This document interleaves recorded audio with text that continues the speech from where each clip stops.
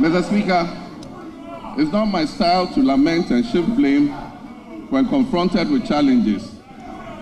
My approach is to accept challenges and work hard to resolve them. I have therefore not come here to lament on the state of our country, though there's much to lament about. I understand why I was elected with such high voter confidence, and that is to solve Ghana's problems. Yesterday, February 26, 2025, marks exactly 10 years since I stood in this chamber, at this very spot, to declare my determination to fix Dumso, a legacy problem of power shortages. And Mr. Speaker, I fixed it.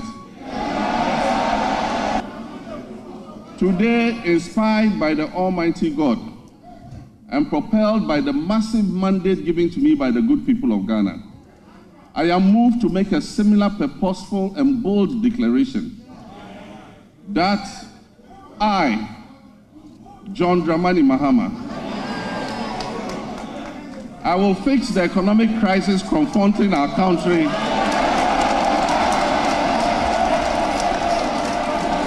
and reset it on a path of growth and prosperity. We have inherited a country that is broken on many fronts. The profundities of the challenges confronting us are staggering. We are saddled with staggering debts and glaring signs of almost deliberate and, in some cases, reckless mismanagement of our resources. In addition to the public debt, which amounts to a staggering 721 billion cedis, several state-owned enterprises are also in debt, including the ECG, which owes 68 billion Ghana cedis. There have been claims that buffers were left for debt repayment, oncoming debt repayment this year. Mr. Speaker, honorable members, let me give you the statement of account for the Debt Service Reserve Account, which is also popularly referred to as the sinking fund. This fund shows a balance of only $64,000 in the dollar account, $64,000 in the dollar account, and 143 million Ghana cedis in the CD account. Mr. Speaker, since we took office on January 7, 2025, we have upheld our commitment to a fiscal consolidation agenda with a streamlined government. We have eliminated unnecessary expenditures and reduced our reliance on borrowing. Our prudent debt management practices have led to a substantial reduction in interest rates. The president says the economy is in intensive care. My guest this morning, Felix Kwakye Ofosu, is Minister of State, Government Communications. Dr. Stephen Amoah is right here in the studio, former Deputy Minister for Finance and MP Asokwa. MP in Shaiso. So, yes, Stephen knows I can't get that wrong. But that's what I have on I have on the list here, and I just knew it was wrong. Bobby Banson is lawyer. He teaches the law at the Ghana School of Law. In the second segment, we'll be joined by Dr. Angela Dwamna-Boaji, Executive Director, the Ag Foundation, Ghana. Dr. Kwame Sapong-Asiedu, CDD Fellow, Public Health. We will deal with the matters concerning the opiates. And if you have seen the BBC documentary, I don't know what goes through your mind as you watch that documentary.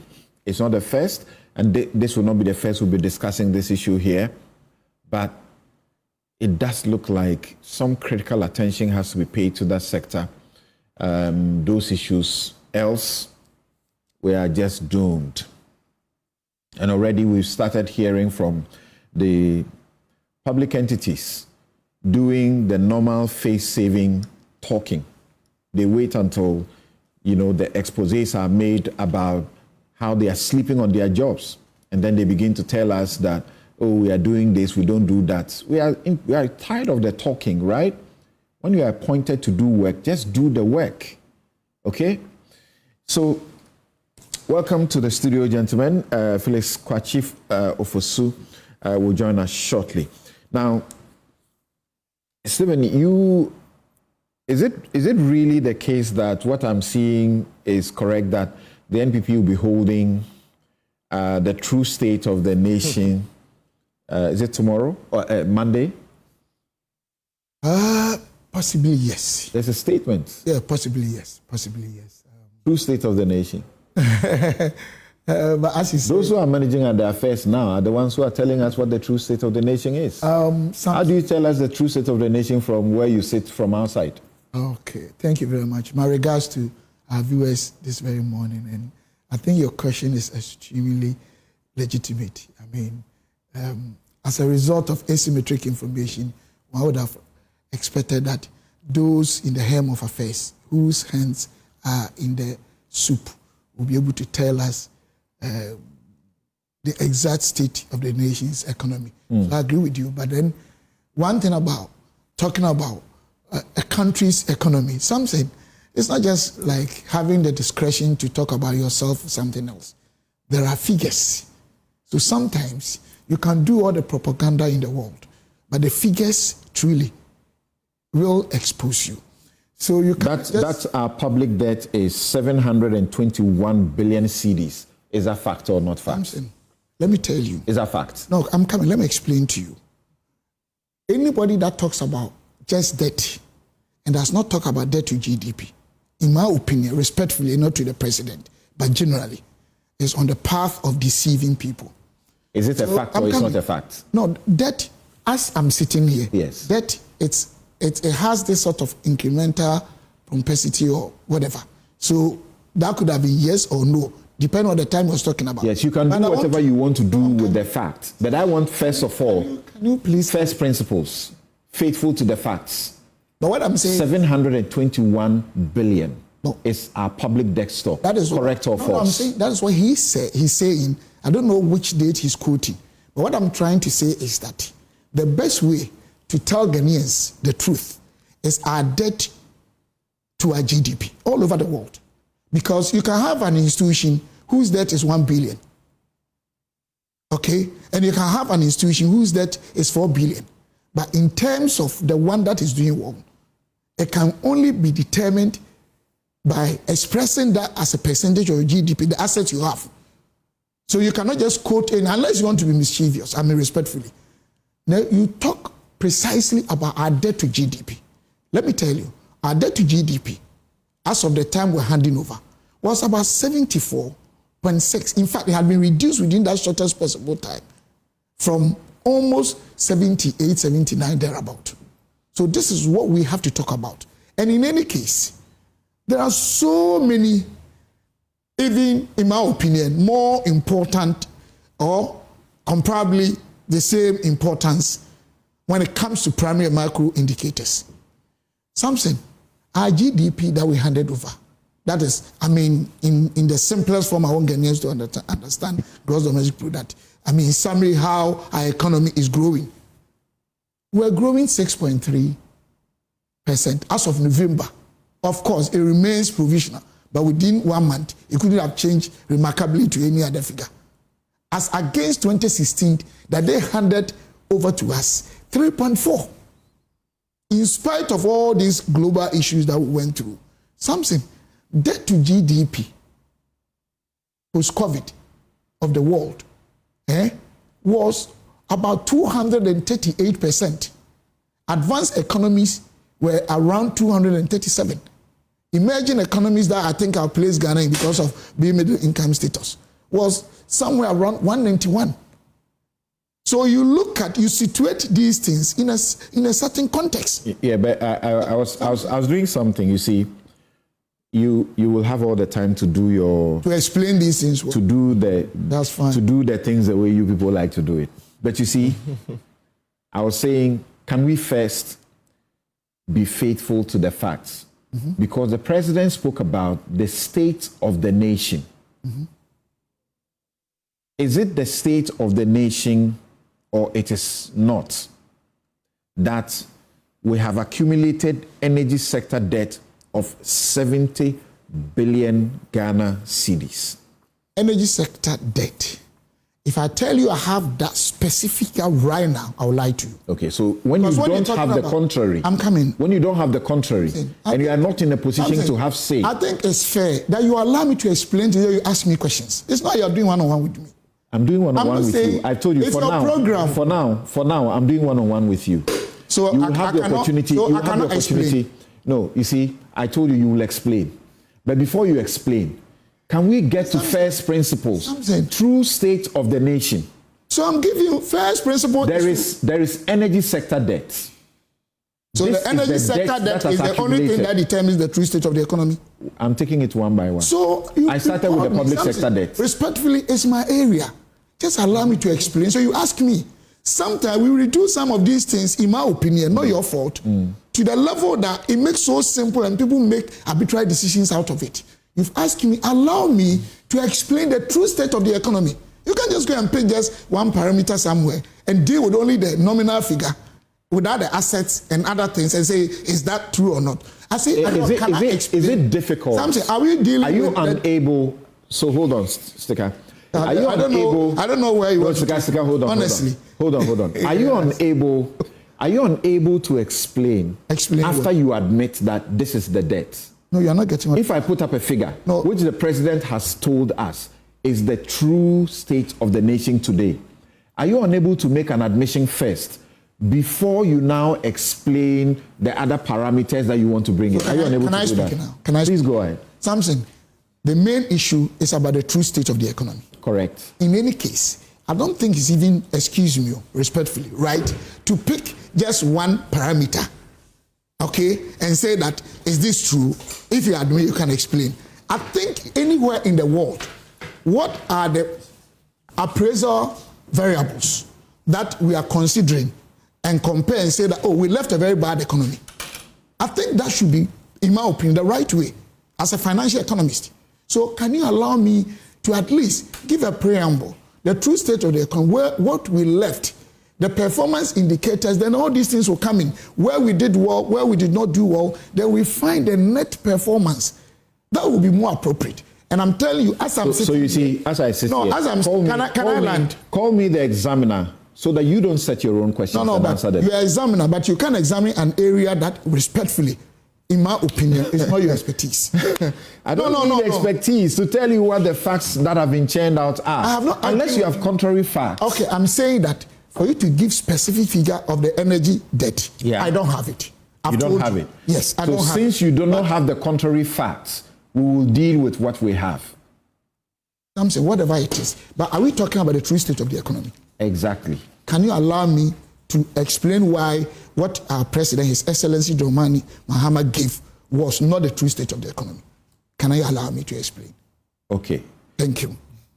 Samson, the true state of the economy, I don't think just energy sector component in terms of debt, nominal figure. And Felix joins us. Can be used to describe the state of our economy. That is totally wrong. No one, you can call any professor in the world. But if you tell me it is an important element or definitional element you are considering, I agree with you. So you pick one side.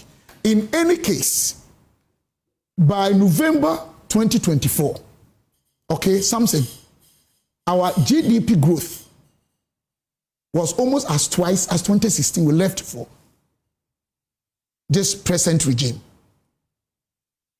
You can find out. Agriculture was growing 2.7%. You know, it's one of the mainstays of our economy. We left 4.5%. Industry was growing 4.3%. We left 8.9%. Services was growing 2.8%. We left 5%. Primary balance as a percentage of our GDP was positive against the negative they left. Reserve, we had 3 months. Even in terms of nominal figure, we are ahead of them. Inflationary rate, that one, we did worse than them. They left 15.4. We left 23. Then you talk about debt to GDP. We left 74.6. They left 55.6. But even then, the NDC moved to over 70%. Then we had rebasing, or we rebased the economy. It came to 55, but they used the same to appraised ours, so which means ours was worse. But something, in which context we are talking about? We had a situation in the history of this world that Ghanaians were asked to stay home, but they were paid. Public and civil servants. After a few months, they were running shift for almost 21 months. We had revenue shortfall of over 12 billion. Private sector sacked over 40,000 people, losing payees and then losing corporate taxes. And then the whole world, debt to GDP, moved to 238%. Therefore, I'm coming. Therefore, what the president told us is not the true state of the nation. I think we move beyond. No, I'm coming. All the parameters, most of them, we have done better than he handed over to us. So if you want to appraise, there should be a reference point. Stephen, we have gone over this kind of arguments over and again for how many years? So the point is that we are discussing the true state of the economy. And I'm giving you the figures. Wait. For economics, you deal with the true state of the nation. What you are saying are matters we are familiar with. But they are the matters. Do they change the state of the nation as presented by the president? Do they change it? No, they show that the president did not present the actual state of the economy. Because something, let me tell you, this same economy that we are talking about went so bad because of global crisis. You can take or not. You can't say solely, but largely. And the world figures and the world's economic performance indicate and exonerate our government. This is a fact. You can say whatever it is. I've given you the figures from IMF. You can check. Can you point to, you know, we're having a discussion. I know, but at least when I make a point. It's not a monologue. Hold on. Something. Hold on. When I make a point, then you can come. Steve, hold on. I'll lose my thought. This is how we do it. This is how we do it. Hold on. Can you point to a figure put out by the president against any sector which was wrong? A figure? Yeah. The president put up. Something. He said, Esla, there was the collection of over so how could you 40. So how could you say that was 45 billion? What were we using Esla for? Look at some of the obligations we had to use Esla to perform in terms of even performing our debt obligations. What happened 2023 August? We were able to perform that obligation in terms of paying our bondholders. February 2024, August 2024. At least we had not misused. The fact that you have a fund, that you think the money in it is not enough, does not mean that we had misused the money. But what the president is saying, there are figures that are far better than he handed over. Right now, if you leave this place and we hand this place over to another manager, what happens? We take stock. You left two things. The time the second manager is leaving, are they one? Is it one or three? And we are saying that all the performance indicators, most of them, exonerate us and indicate that the economy that we left for them is far, much more stable and restored. I'm not saying there are no challenges. And I've given you, and even the underlying causes, the context we are talking about, means this government. We've done so much. You heard my question. My question was, if what the president presented is not the true state of the nation, you see, I've been sitting here for over a decade on this show. I'm used to this hackneyed, repeated way of doing these things, that a president presents the state of the nation. Then the opposition say, we are coming to present the true state of the nation. What I want you and I to do differently is, can you point to one figure, one statement, you can move from figure, that he made that does not reflect the current state of the economy? The sinking fund, which is called the reserve fund, he says at the time he left office, we had in the dollar account as much as 250 million. What is left in that fund today is $64,000. Were we supposed to use the fund when the need arises or not? Something, you're also not getting me right. Listen, you called me, allow me to also speak. Why didn't the president talk about the GDP we left? the primary balance that we left. Why did the president talk about agriculture that we left? You're not answering my question. Why? No, because you're also not asking the right question. If you decide that you will not answer my question, because the question you are asking in the context of economics is not right. You've asked me, even talking about debt, okay, it is always a continuous process. Even the time he's quoting might not have been the time we are talking about. And I've said that what he quoted as of that time, I didn't have the figure exactly. What you need to find out is that what constitutes a state or the state of economy or an economy. Where are the performance indicators, relevant ones? Because I'm talking about the GDP. I'm talking about agriculture. I'm talking about industry. I'm talking about services. I'm talking about primary balance. I'm talking about reserve. These are key. All these things. These are key. What did the president speak about or give a figure about? That is not the current state of the economy. But did the president give figures? That's my question. No, the president did not give figures, in my opinion, unless because sometimes you move out. Figures that were showing that the economy we left generally is better than what they also handed over to us. So something, if you can allow me to explain, I'm also saying that Phyllis is here. He can challenge and they will all go and do fact finding. Whether the GDP we left for NDC government is not higher than 2016, what they left for us. Whether agriculture, whether industry, whether services, whether primary balance, which shows the fiscal strength of your economy when it's positive. That's what we left for them. So some of the parameters... This economy that has been rated junk. You are telling Ghanaians here. By who? This economy, you've forgotten what this economy has gone through. You are talking about 2022. You are not talking about 2024. And 2022... This economy that is paying DDEP and it is saddled with it until 2020 what? Can I explain this thing to you? DDEP is unfortunate. And I side with those who went through that unfortunate period. I mean the holders. But let me tell you, bring any professor in the world to debunk what I'm saying. When there's a holdout in this situation, okay, the only way out is to restructure the debt, deal with the extension of the maturity date and the payment terms so you can make time to pay. But it is very unpalatable to the victims or the bondholders all over the world. It's not only Ghana it has happened. Okay. The problem with our country is that, for instance, you're a lawyer, a great lawyer. When you're talking about something about law, I should be able to allow you. I'm not saying it doesn't mean I can't ask questions. But when somebody understands something and is explaining, and we don't accept the reality of it, it's like a doctor diagnosing. I'm not going to buy law books. I'm going to buy Kinky at the same place that you go and buy the Kinky, and I know what is happening to it. I go to change money. I need to travel. I need dollars. I know what the circumstance is. So that cannot be that because I am not an economist or a finance person, I can't appreciate the circumstance. You move to another area. You can, but let me explain to you.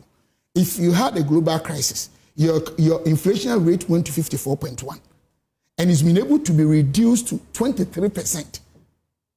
Something. Can you also use the global performances of these indicators as reference point and see whether Ghana is doing well or not? And I'm also saying that what was handed over to us, most of the primary macro indicators, then one would have also said that now Dunso is back. One would have said that public service workers and then civil service workers, even including health and education, essential services workers, are being sacked. So you are talking about the economy today we are talking about. The only way you can accept what the president said, or NDC, those in government... Health and education, nobody is being sacked. No, I have a letter, unless it's fake. No, I think they've confirmed to us nobody is being sacked. But I have a letter that I'll show to you. Okay. That my constituent is at home now. Unless they are lying to me, I'll give the letter to you, then you find out. But whatever it is, you made a good point advising both MPP and DC on such unfortunate behaviors. I was a CEO, at least Adam, my younger brother NDC MP, can call and attest to the fact that when I was sent there, the same he came to me that he knew they were going to be sacked, so he was going. I said, no, stay, unless you want to go anytime free. Some people abuse. It doesn't mean even President Mahama is interested in what is happening. And that's why it's good you called on him.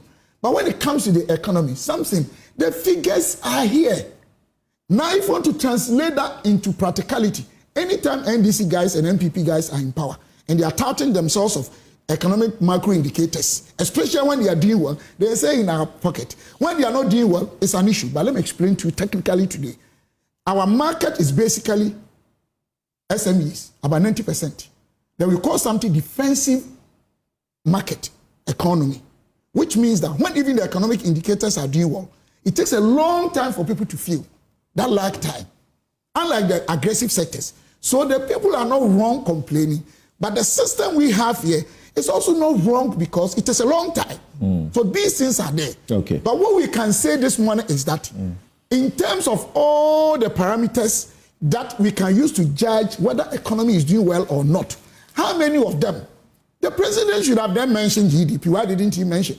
The president should have mentioned agriculture, industry, services, primary balance, reserve that we had, even nominal value. Okay. The president only mentioned inflation, which we are about 23, and they left 15.4. Why was he doing that? So you couldn't have pick just an area, an agency, and say that the entire economy is bad. Thank you. That is not true. Now, you know, that is not true. Take a breather.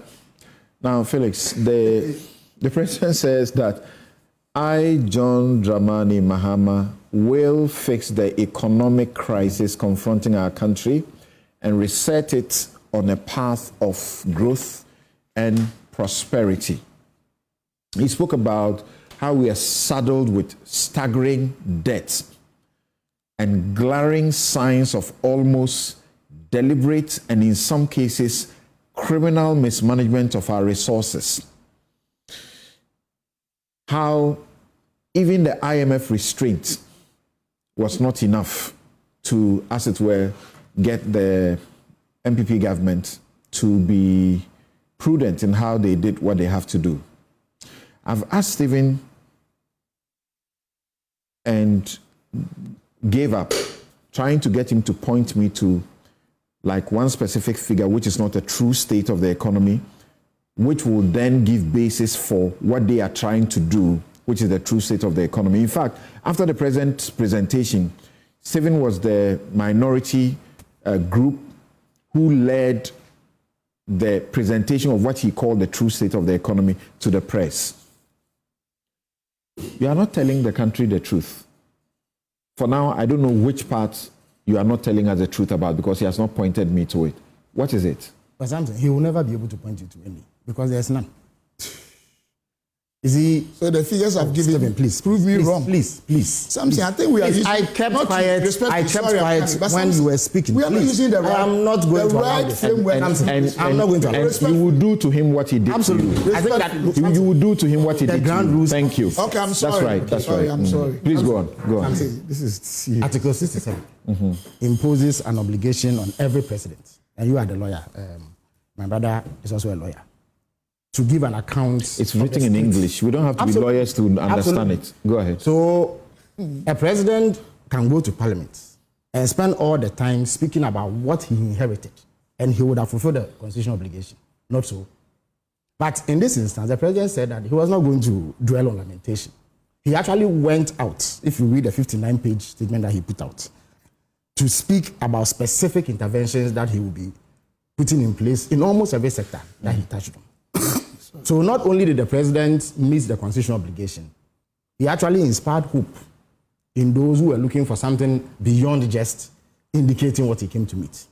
Samson, let me also put it on record that if my brother here tells you that this economy we inherited is better than the one we left them to in this thing, it is a palpable untruth. Look, even at a visceral level, what you feel in your gut, that alone is sufficient to tell everybody that this economy is rotten to the core.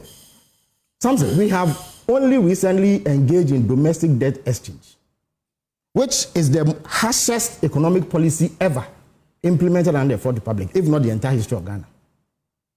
They took 1.3 million people through excruciating hardships by telling them that money that they were expecting to receive from government after having bought bonds were not going to come. They were going to reduce drastically the interest rate that they had agreed with government, and they were going to extend the maturities. This took 1.3 million people through hell, including Kama. You remember his lamentation on a public platform. May God rest his soul. So even at a visceral level, Everybody who has lived in this country knows that this economy cannot be better than what they inherited in 2016. Now let's look at the figures.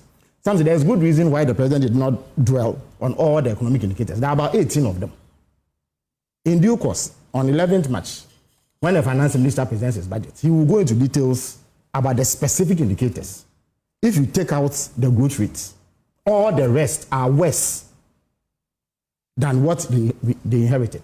Indeed, you recall that after the cabinet session, the first cabinet session, I gave a briefing where I indicated that the numbers are far worse than they even put out. Some say it is not true that they left a positive primary balance. It is not true.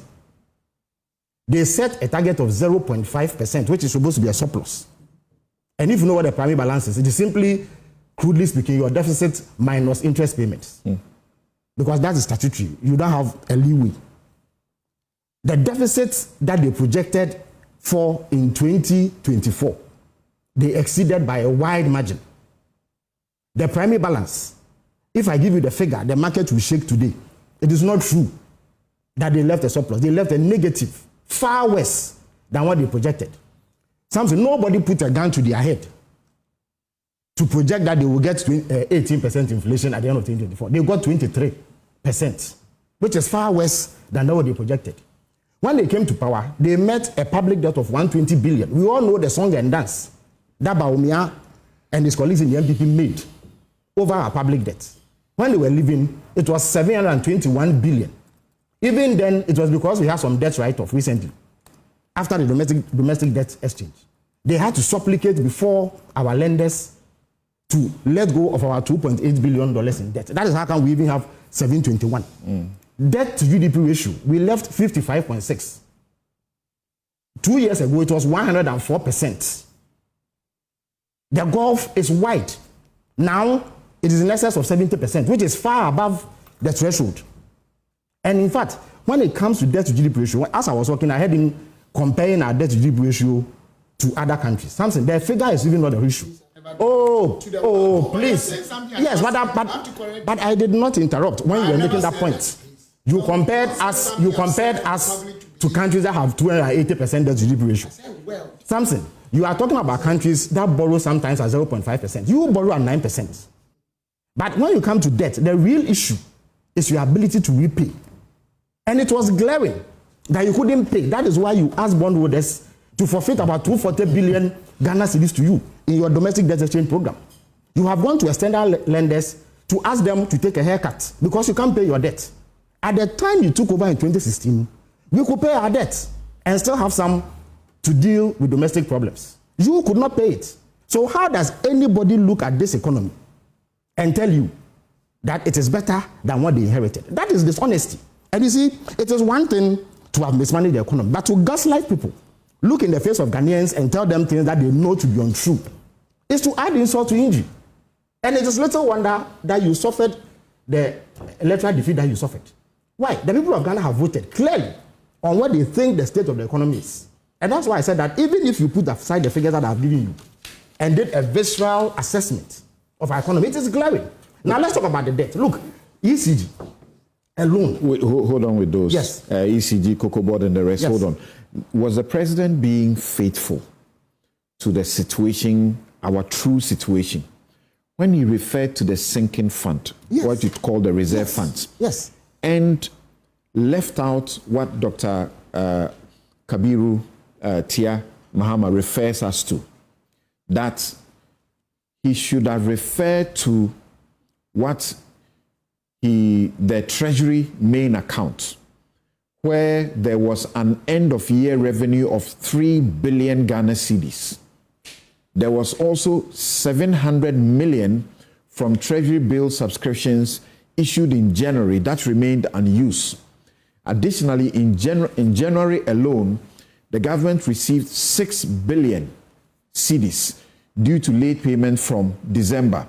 He's saying that there are other sources that the president ought to have been referring to if he wanted to be fair to the facts, rather than just stick to the one part of what he calls a sinking fund and say he left $250 million and the dollar account now is left with only 64,000. When sometime last 2 weeks I put out the statement indicates that the president has authorized the finance minister to do two things: make sure that he pays off bondholders on 18 February and build buffers towards retiring maturing debt in July and August. The immediate response of the MPP was that they had left buffers.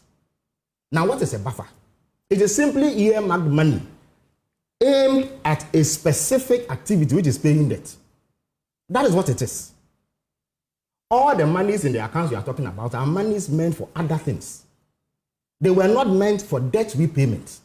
The account into which you pay money, you keep money to repay debts, at least since 2015, when the NDC established it, is the debt service reserve account, which we popularly call the sinking fund. So when you say you have left buffers, you must indicate exactly what buffers you've left and what it is for. This account, I have the account details here. I've printed all of it. This is a dollar denominated account. This is the CD denominated account. The last transaction that they did in that account, if you take the dollar component, was on 22nd October 2024. After that transaction, the balance in that account was $64,387.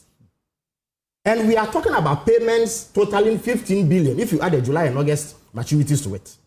If you are going to pay $15 billion, do you use $64,000? If you look at the CD account, the last transaction was on 2nd January. After that, the balance was $155 million. We are talking 15 billion Ghana cedis in payment, 6 billion for the maturities that occurred on 18 February, and then 9.2 billion for those that would occur in July and August. And you are talking about Treasury main account and some 700 million, which were not earmarked funds for debt repayment. Look, since we've been in power, in the last 6 weeks, 52 billion Ghana cedis of the debt that they left has been due for payment. I saw that my friends and co, he was in parliament claiming that we had borrowed 59 billion to create the impression that today, if you pick that public debt, we've added 59 billion Ghana cedis to it. That is not true. All that the Minister of Finance did was to do the routine rollover of maturing debt, which simply means that you go to the treasury market and take money to replace the debt that you are paying. Now, we are even doing it at a lower interest rate. So when you look at the public debt, it has not moved. The net effect is zero. There's a question almost all of them were asking when I watched them speak to the press. In less than 2 months, where did you get the money from to do what you are doing if they didn't leave you that money? People have not stopped paying taxes since they left office, have they? That's what they call teaming. Taxes. Have people stopped paying taxes in Ghana? I've also told you that the finance minister has been doing operations on the T-bill market. If you go and put money for general expenditure, goods and services and what have you, in accounts, and somebody comes and creates a reserve to repay funds, you don't say that you have left money for debt repayment. Their specific response was that they left money for debt repayment. That is what they, is that not the That's claim right, right, that's what they say. So where is the money that they left to repay debt? Goods and services money is not for debt repayment. They have consistently made how many? About 3 payments so far. So and they did not. They borrowed money to pay $324 million, which was due for payment in January. Since then, they didn't make any provision for future debt payments. And the account that you put money in for that purpose is this one: Debt Service Reserve Account, as the name implies. So when he tells you that they left money for debt repayment, it's not true. Number 2, we have not borrowed 59 billion, or we've not added 59 billion to the public debt. The net effect on the public debt remains the same. As for rolling over maturities, it is something that he used to do as Deputy Minister of Finance, and he knows it.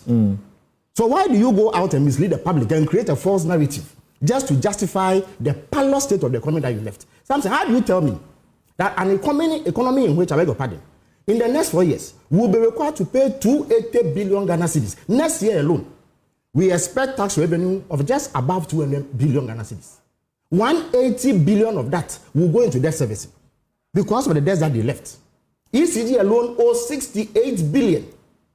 When you ask him about ESLA, he was all over the place. When they came, total debt owed in the energy sector was 10 billion. We had even paid about 2 billion out of it already. They've collected 45 billion Ghana cedis in the last 8 years in ESLA. And yet, they've left a debt of 70 billion in the energy sector, including what ECG owes. Cocoa Board owes 32 billion Ghana cedis.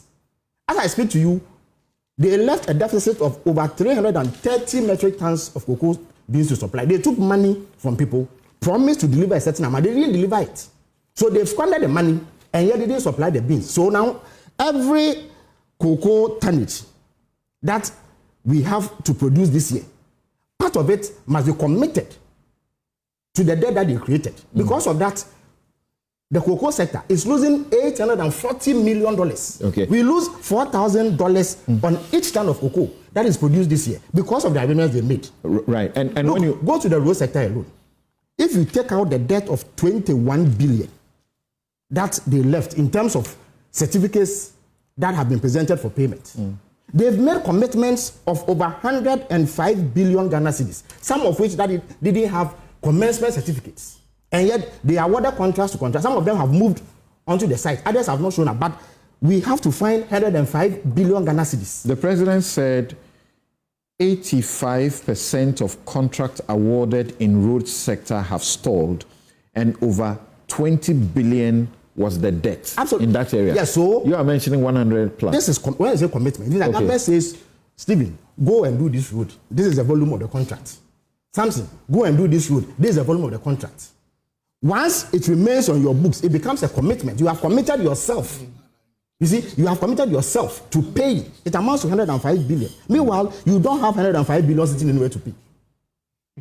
Steve, I can hear you. I can hear you complain to my friend. I'll come to you shortly. Look, I'll come to you shortly. Now, listen. The health sector alone. Listen. If you go to the health sector alone.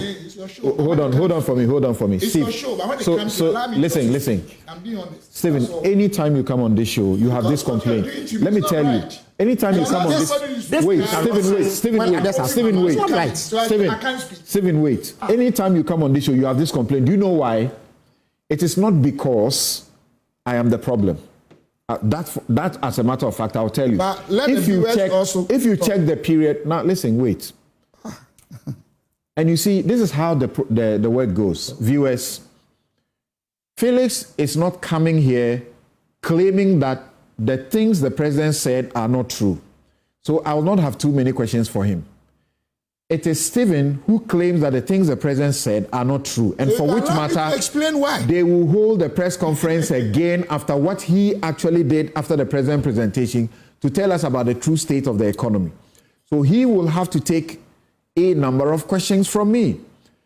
And a primary question I asked him, I still am waiting one simple answer to it. He didn't give. I think I answered you. You did not. You didn't want to. So Felix, Felix, wait. So let me go. And in fact, you spend more time than he has. Something, yes. Okay. Something. Yeah. In the health sector alone, if you put all their commitments together, they owe 15 billion Ghana cedis in the health sector alone.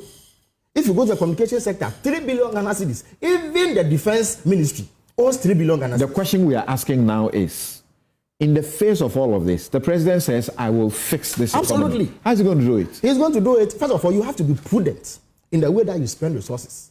You don't take money and spend all of it on consumption like they were doing.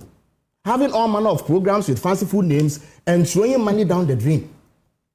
So he said that first of all... First you use, they squandered. Then now you say they are throwing money down the drain. Look, in the last 8 years, if you use the same measure that Baumia used to assess the NDC government, in terms of how much revenue came into the kitty, we had about 250 billion Ghana cedis between 2009 2016.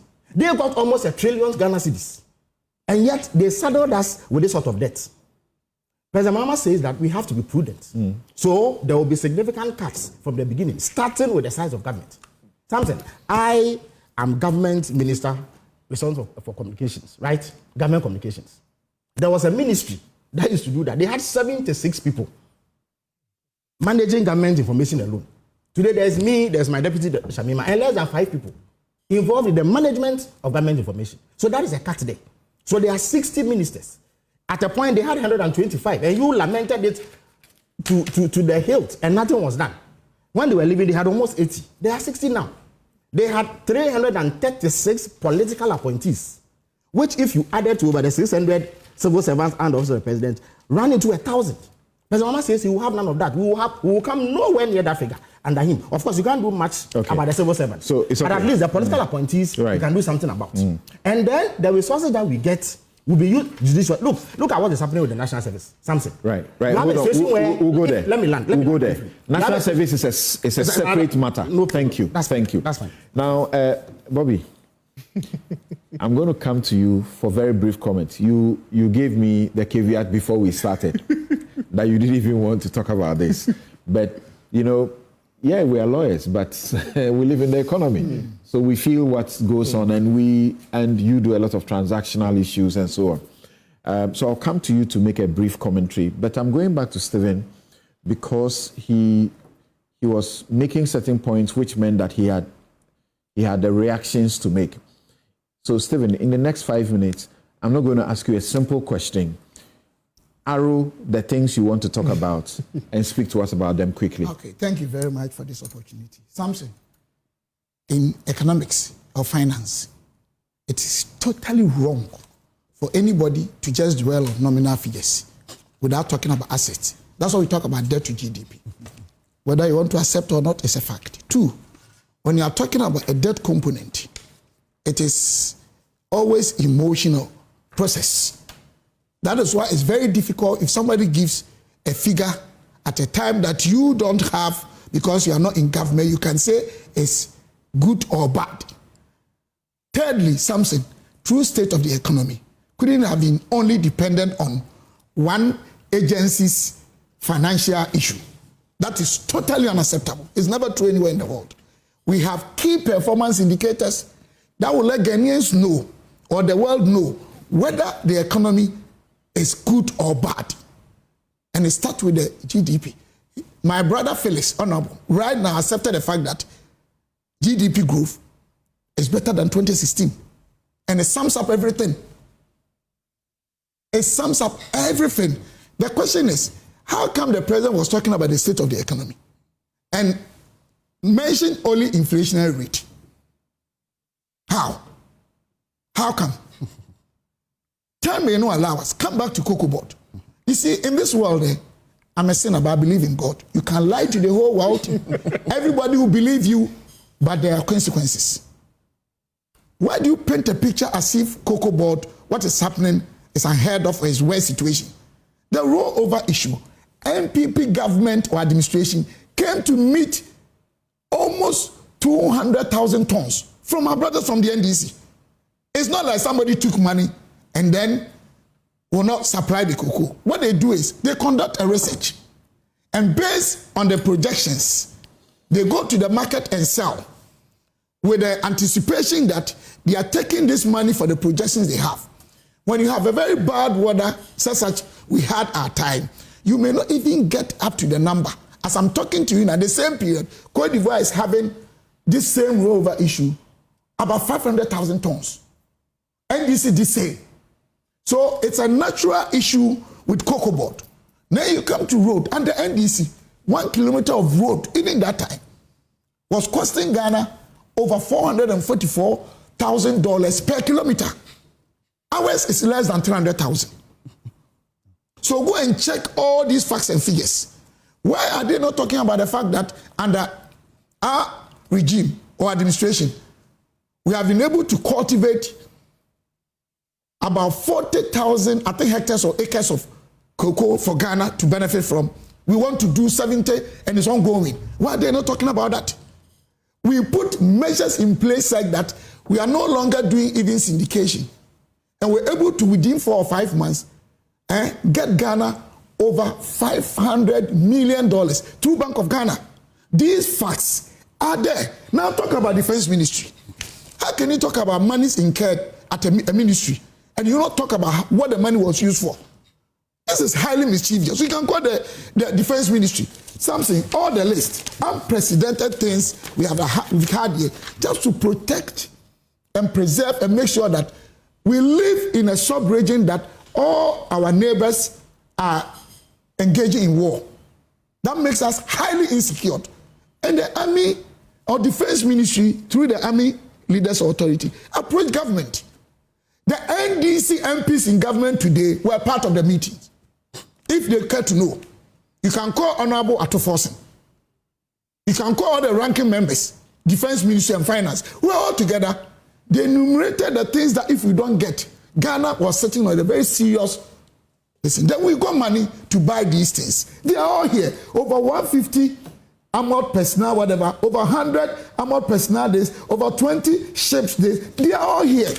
So how can you come and tell the world that we have incurred this debt as if we have taken the money not used for the right purpose? Something. Your time is up. Are we still not? I'm sorry, I want to wind up. Thank you. Are we still not paying billions of cedis every month that Ghanaians are supposed to pay as emolument? Are we still not, rolling up these major pro-poor policies? What are we talking about? So we think that a better economy is one that seems that the GDP growth is giving us great indications. Our reserve, our primary balance, you can ask any professor who wants to be honest with God.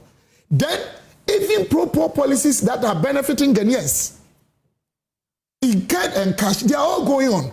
But if you're talking about an area, be honest with yourself that thank you. MPP government did not take money. Thank you. And did not provide or produce the cocoa. Just 2 minutes. Absolutely. That is not true. Again, my brother keeps on harping about the GDP growth. I've told you that there are 18 indicators.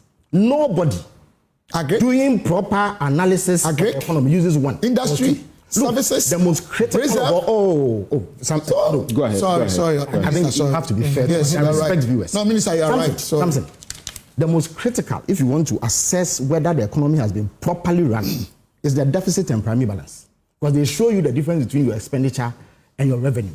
Anybody who spends far more than they earn is not managing his life right and is not managing the economy right. Look, both targets that they set for the deficit and the primary balance were missed by wide margins. You see, I know the finance minister will be alarmed hearing me say this. There's a reason why the president was restrained from putting that information out. But in the budget, which will come in about 2 weeks, he will put it out. Look, they did 800% worse than they had projected for the primary balance.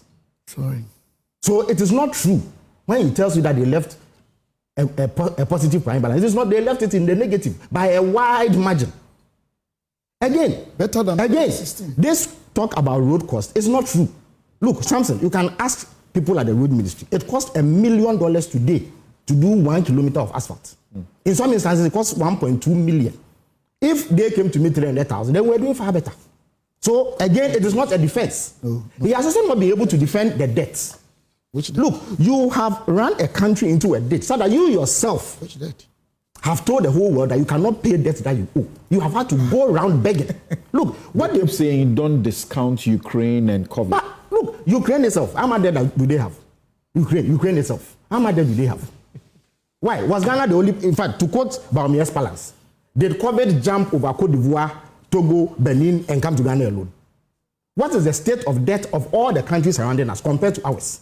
It was because of recklessness due to elections in 2020. You would have thought that because of the experiences we had after 2020, they would have learned lessons.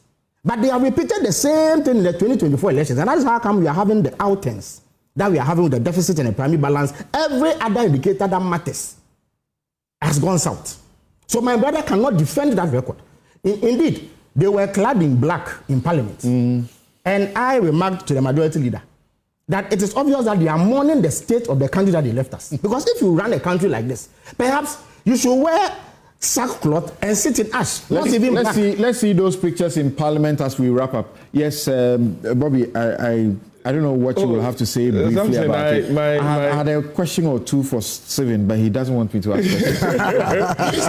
They would have actually helped him to elicit more the things he's saying to help his viewers. Go ahead. So my brother Derek Owusu-Echan has been laughing at me the whole time I've been sitting here. He said, he didn't take your economics serious. Now you're looking away. But I would want to say... See, we have been speaking to, as in multimedia, we have been speaking to what you call the